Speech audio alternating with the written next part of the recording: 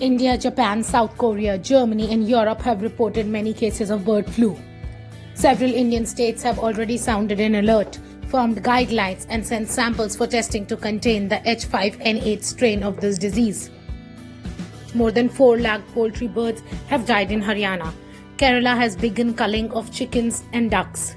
About 155 dead crows have been found with the H5N8 strain in Madhya Pradesh. And birds in Rajasthan have also been found positive with the infection.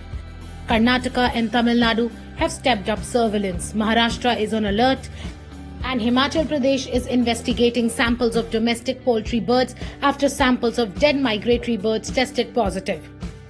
For preventing the spread of bird flu, the centre has issued advisory to all states, asking them to test the droppings of migratory and poultry birds to prevent the spread. National Institute of High Security Animal Disease has detected 2 strains of influenza virus in India.